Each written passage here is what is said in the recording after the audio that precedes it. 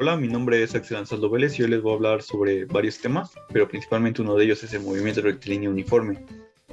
Pero, ¿qué es el movimiento rectilíneo uniforme? Bueno, es aquel en el cual la velocidad es constante, pero para abordar un poco más sobre el tema, podemos decir que el movimiento rectilíneo uniforme es aquel que tiene una velocidad constante y cuya trayectoria es una línea recta. En este tipo de movimiento, la aceleración de una partícula es cero para todo valor de t. Y como sabemos, la velocidad se saca a partir de la derivada de x con respecto a t, lo cual nos da la velocidad, pero en este caso la velocidad es una constante. En el movimiento rectilíneo uniforme, la velocidad del cuerpo es constante y por lo tanto es igual a la velocidad inicial. Su unidad de medida en el sistema internacional es el metro por segundo. Eh, Como podemos ver en la ecuación de abajo, nos dice que la velocidad es igual a la velocidad inicial y esto es igual a una constante, ya que esta no cambia con respecto al tiempo. La posición, bueno, la coordenada de posición x se obtiene cuando se integra la ecuación de x es igual a b, con sus respectivos límites ambos. Esto nos da como resultado la ecuación de la posición menos posición inicial es igual a la velocidad por el tiempo, que al momento de despejar x nos da como resultado que la posición es igual a la posición inicial más la velocidad por el tiempo. Su unidad en el sistema internacional es el metro, donde x0 es la posición inicial, b es la velocidad que tiene el cuerpo a lo largo del movimiento y t es el intervalo de tiempo durante el cual se mueve el cuerpo. Esta, para hacer uso de esta ecuación, debemos de tener en cuenta que siempre tenemos que tener una velocidad constante. En caso de que no tengamos una velocidad constante, tenemos que hacer caso omiso de esta ecuación y descartarla. La aceleración, bueno, su unidad de medida está dado por el metro sobre segundo al cuadrado, por el sistema internacional de unidades, y su valor a lo largo del movimiento siempre va a ser cero. Pero, ¿por qué? Bueno, como sabemos, para sacar la aceleración se debe de sacar la derivada de la velocidad, pero como la derivada de la velocidad es una constante, al momento de sacar la derivada nos va a dar como resultado cero. Por eso es que la aceleración es igual a cero. En otros temas también tenemos el movimiento rectilíneo uniformemente acelerado. ¿Pero qué es el movimiento rectilíneo uniformemente acelerado? Bueno, el movimiento rectilíneo uniformemente acelerado es otro tipo común de movimiento en el cual su trayectoria es una línea recta y su aceleración es constante y distinta de cero. Esto implica que eh, la velocidad aumenta o disminuye. Como sabemos, para sacar la aceleración se saca con la derivada de la velocidad con respecto a t, lo cual en este caso sería una constante, que es a. Para la posición de la partícula en el tiempo t aumenta o disminuye exponencialmente en función de la aceleración, y esta se saca por medio de la ecuación de x es igual a la velocidad inicial más la aceleración por el tiempo. Esta la integramos con sus respectivos límites y nos da el resultado de la posición menos la posición inicial es igual a la velocidad inicial por el tiempo, más un medio de la aceleración por el tiempo al cuadrado. Y al momento de despejar x nos da como resultado que x es igual a la posición inicial más la velocidad inicial por el tiempo más un medio de la aceleración por el tiempo. Por otra parte, la aceleración del cuerpo o partícula cambia linealmente en el transcurso del tiempo, es decir que para un mismo incremento de tiempo se produce un mismo incremento o disminución de velocidad por la constancia de aceleración.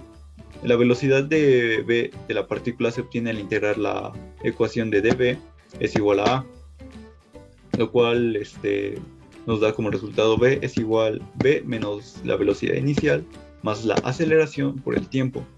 Y al momento de despejar v nos da como resultado que la velocidad es igual a la velocidad inicial más la aceleración por el tiempo.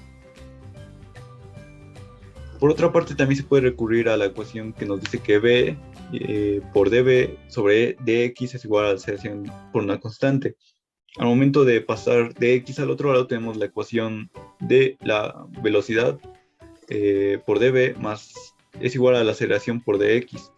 Estos términos lo integramos con sus respectivos límites y nos da el resultado de la velocidad al cuadrado es igual a la velocidad inicial al cuadrado más dos veces la aceleración por la posición menos la posición inicial. Esta ecuación nos va a permitir más que nada relacionar los valores de v y x. Eh, Pasando a otro tema, tenemos que también movimiento de varias partículas. Pero, ¿qué es el movimiento de varias partículas? Bueno, cuando varias partículas se mueven de manera independiente a lo largo de la misma línea, es posible escribir ecuaciones de movimiento independiente para cada partícula. Es necesario que, para realizar esto, es necesario que todas las partículas tengan el mismo tiempo y tengan que medirse desde el mismo origen y en el mismo sentido. Es decir, que se debe de contar un solo tiempo y una sola distancia, por así decirlo. Los dos movimientos de los dos movimientos de varias partículas son el movimiento relativo de dos partículas y el movimiento dependiente, pero principalmente vamos a empezar con el movimiento relativo de dos partículas. Considerando que dos partículas A y B que se mueven a lo largo de la misma línea recta, si las coordenadas de la posición XA y XB se miden desde el mismo origen, la diferencia de XB menos XA define la coordenada de la posición relativa de B con respecto a A y se denota por medio de XB respecto a A y se escribe como podemos observar en la ecuación de abajo, que nos dice que XB respecto a A es igual a XB menos XA o XB es igual a XA más XB respecto a A. Y esto creo que se puede entender mejor con la imagen que tenemos a un lado, donde vemos más que nada la posición o donde se encuentran localizados XA y XB. De manera independiente de las posiciones de A y B con respecto al origen, un signo positivo para XB respecto a A significa que está a la derecha de A. En cambio, si hay un signo negativo, indica que B se encuentra a la derecha de A. Por otra parte, también tenemos la velocidad relativa de XB respecto a A. Esta es la razón de cambio de XB respecto a A y se conoce como la velocidad relativa de B con respecto a A.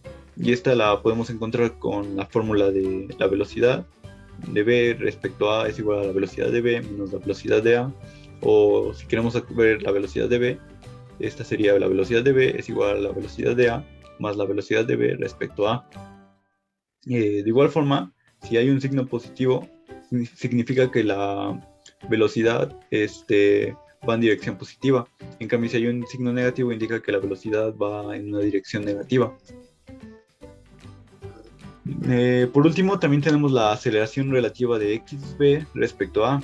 Esta es la razón de cambio de la velocidad de B respecto a A y se conoce como la aceleración relativa de B con respecto a A.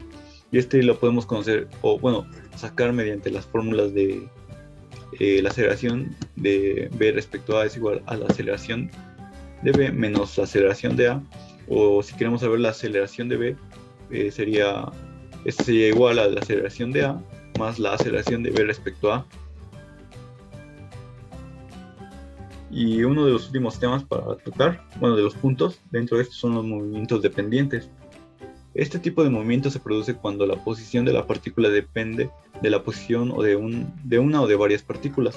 Esto ocurre generalmente cuando las partículas están interconectadas mediante cuerdas inextensibles que están enrolladas alrededor de poleas. Este tipo de movimiento se denomina movimientos dependientes. Para explicar esto, voy a hacer uso de un ejemplo para que se entienda mejor. Principalmente, dentro del movimiento dependiente tenemos que saber o conocer la ecuación de ligadura.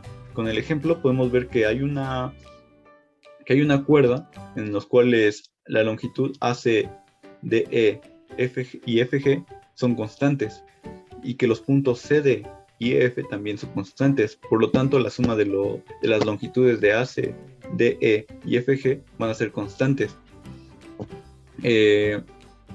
Por lo que aquí principalmente para sacar la ecuación de ligadura tenemos que fijarnos con cuántas cuerdas, por así decirlo, cuenta el bloque. Por ejemplo, el bloque A podemos ver que está sostenido por la cuerda AC o la longitud AC, por lo cual en la ecuación quedaría como XA más, y podemos ver que el bloque B está sostenido por dos cuerdas que son DE y FG, por lo cual quedaría como 2XB. Principalmente aquí nos tendremos que fijar en las cuerdas de cada uno de los bloques o cada uno de las partículas. Puesto que solo una de las dos coordenadas de XA y XB pueden elegirse de manera arbitraria, se afirma que el sistema tiene un grado de libertad. para que se entienda un poco mejor esto, ahora se presenta un caso de donde hay tres bloques o tres partículas, en donde para sacar su ecuación de ligadura podríamos, si nos fijamos en el bloque A, podemos ver que el bloque A está compuesto por dos cuerdas, por lo cual sería 2XA. El bloque B está compuesto por dos cuerdas, entonces sería 2XB. Y por último, el bloque C, que está compuesto por una sola cuerda, por lo cual sería XC. La suma de estos sería una constante. Cuando la relación existe entre las coordenadas de la posición de varias partículas es lineal, cuando la relación que existe entre las coordenadas de posición de varias partículas es lineal, se cumple una relación similar entre las velocidades y entre las aceleraciones de las partículas. Esto quiere decir que principalmente si ya tenemos la ecuación de ligadura vamos a poder sacar por medio de la derivada la velocidad o también la aceleración, como podemos ver en la imagen de abajo que se está sacando. Y bueno, esto sería todo. Espero que haya quedado claro y nos vemos hasta la próxima.